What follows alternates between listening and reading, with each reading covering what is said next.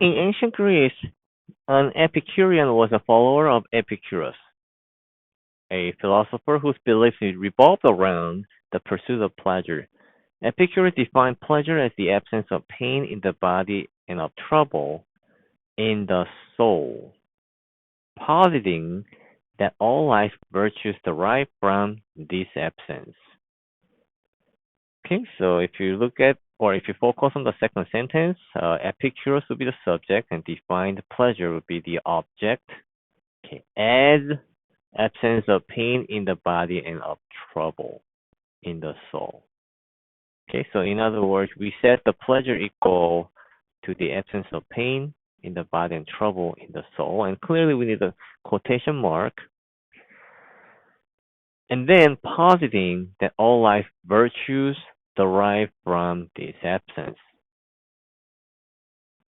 So what you need to know is that we have this boundary issue between the participial phrase or present participial because we have ing form instead of ed form. That would be past participial phrase.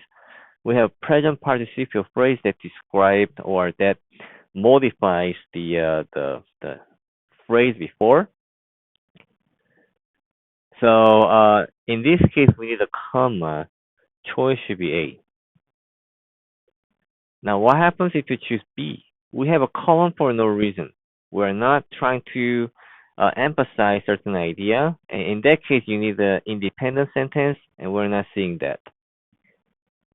And you might say, oh, I see a sentence versus derive, but notice that we have the word that. That's making a dependent clause. And if you want to clarify or emphasize certain just one item, okay, it could either be used as just single noun or entire independent clause, and that's not the case here. So choice B is out. Choice C, we have a semicolon.